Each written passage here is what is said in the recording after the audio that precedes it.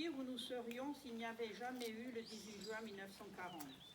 Si un général presque inconnu, alors CDG, n'avait lancé en utilisant la radio son appel.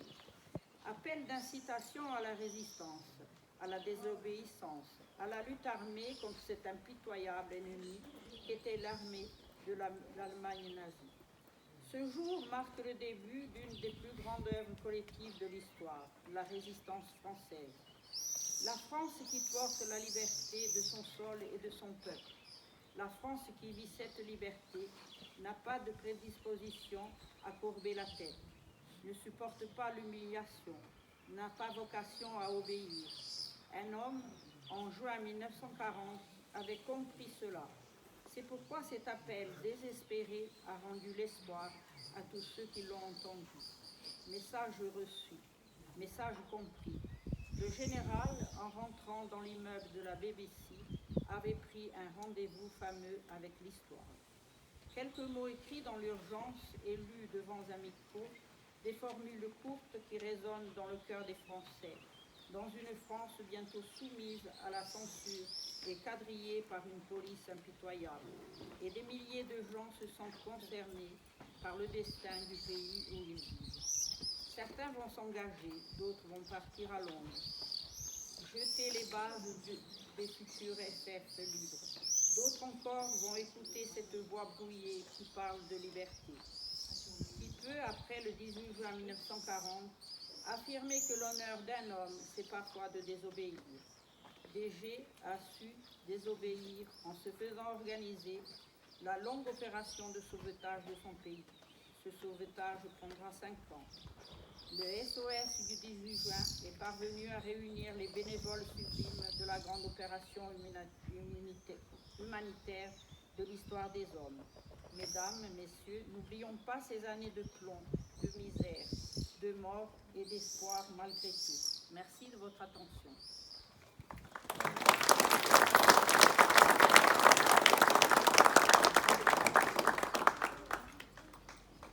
Les enfants, l'appel du 18 juin.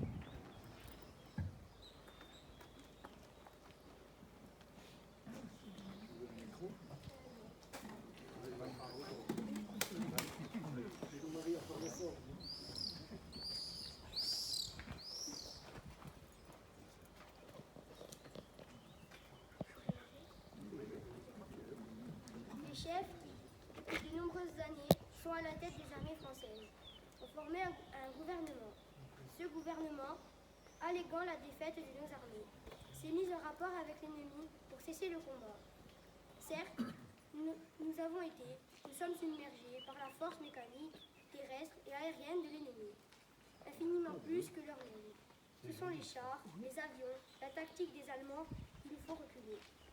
Ce sont les chars, les avions, la tactique des Allemands qui ont surpris nos chefs au point de les amener là où ils en sont aujourd'hui. Mais le dernier mot est-il dit? L'espérance doit-elle disparaître? La défaite est-elle définitive? Non. Croyez-moi, moi qui vous parle en connaissance de cause, et vous dis que rien n'est perdu pour la France. Les mêmes moyens qui nous ont vaincus peuvent faire venir un jour la victoire. Car la France n'est pas seule. Elle n'est pas seule. Elle n'est pas seule. Elle a un vaste empire derrière elle. Elle peut faire bloc avec l'Empire britannique, qui tient la mer et continue la lutte. Elle peut, comme l'Angleterre, utiliser sans limite l'immense industrie des États-Unis. Cette guerre n'est pas limitée au territoire de notre malheureux pays. Cette guerre n'est pas tranchée par la bataille de France. Cette guerre est une guerre mondiale. Toutes les fautes, tous les retards, toutes les souffrances n'empêchent pas qu'il y en a dans l'univers. Tous les moyens pour écraser un jour nos ennemis. Foudroyés aujourd'hui par la force mécanique, nous pourrons vaincre dans l'avenir par une force mécanique supérieure. Le destin du monde est là. Moi, général de Gaulle, actuellement à Londres, j'invite les officiers et les soldats français qui se trouvent en territoire britannique et qui viendraient à s'y trouver, avec leurs armes ou sans leurs armes. J'invite les ingénieurs et les ouvriers spécialisés des industries d'armement qui se trouvent en territoire britannique ou qui viendraient à s'y trouver, à se mettre en rapport avec moi. Quoi qu'il arrive, la flamme de la résistance française ne doit pas s'éteindre et ne s'éteindra pas. Demain, comme aujourd'hui, je parlerai à la radio de Londres.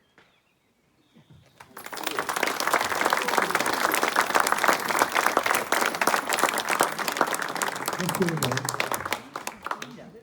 Puisque aujourd'hui nous sommes le 18 juin 1940 et ce garçonnet vient de nous le rappeler, il faut vraiment se rendre compte que les temps sont devenus déraisonnables et que depuis quelques semaines maintenant, l'armée allemande a envahi le pays.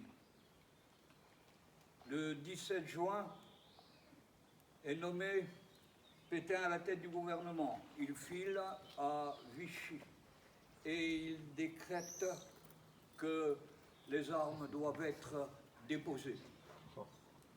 La victoire de l'Allemagne nazie doit être prise comme une réalité à suivre.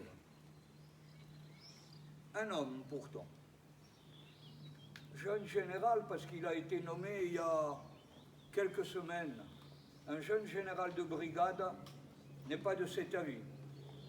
Pour lui, il n'est pas question de rendre les armes.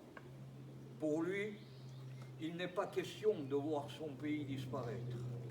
Pour lui, il n'est surtout pas question de voir une idéologie vomie par le maximum de personnes envahir son pays.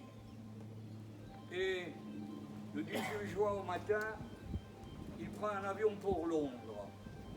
Il y rencontre Churchill et lui demande son aide. Churchill lui dit, écoutez, je vous ouvre, si vous voulez, les micros de la BBC à 18h ce soir. Cela convient-il? Ok, oui. Et de là, après son départ de la France, dans la conjonction du sage qui voit l'avenir tel qu'il va devenir, du héros qui est prêt à sacrifier sa vie, mais également du saint qui poursuit un idéal que nul ne peut le faire dévier dans sa route. Eh bien, dans la conjonction des trois, naît et restera le grand homme. Naît et restera le grand homme.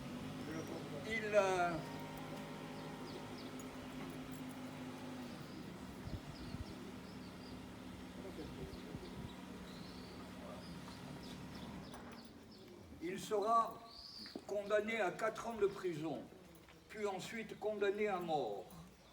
Rien n'y fera. L'écho de son appel arrive dans les campagnes, arrive di sicuro non vai solo in Talasani. In Talasani c'è due posti, tanto, due posti. C'è qualche centinaio di persone, 500 a poco preso, ci sono 2 scuole, una qui, e vi trovate sono aperte questi. Questi gli istitutori, Pierotti, Innocenzi che face scuola, e poi c'è un presbiterio qua su, che di a Maria, c'è una scuola, qua su ci lavora a Somoia.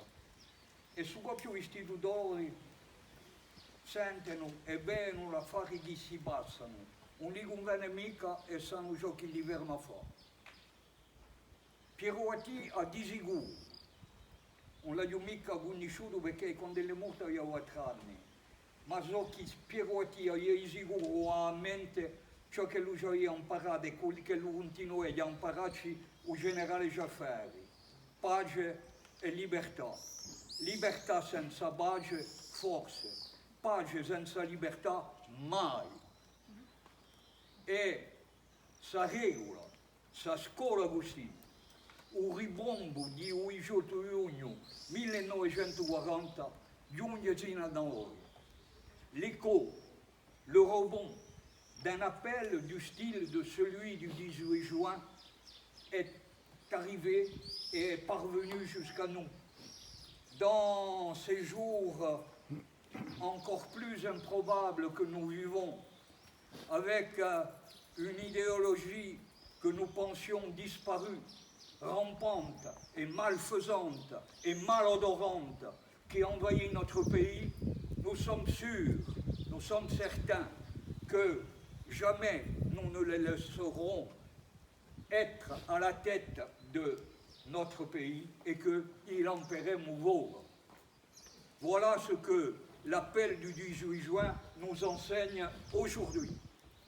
Je voulais simplement vous rappeler cela et derrière le bouclier que forment ces jeunes garçons, je vous souhaite une bonne journée en vous rappelant que nous allons maintenant déposer le gerbe et que la cérémonie sera suivie d'un dépôt de la commémoration de cet enfant de notre village, Pierroati, avec une plaque sur la maison natale, sa maison natale à laquelle nous nous rendons. Elle est au bas du village.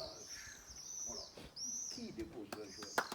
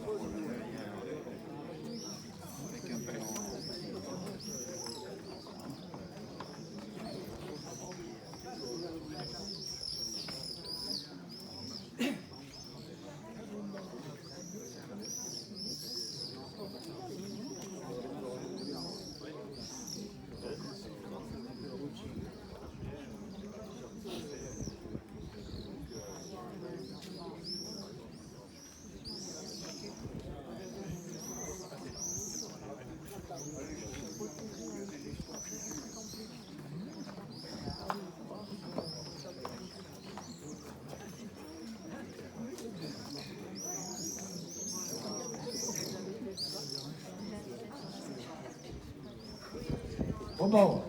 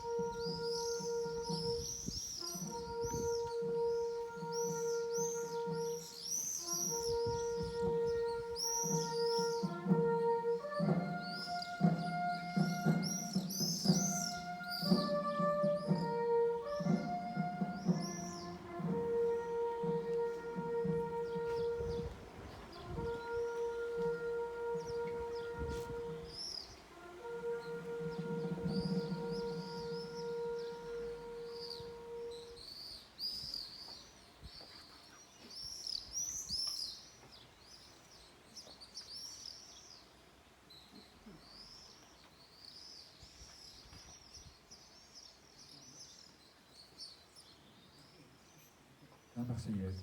Next song.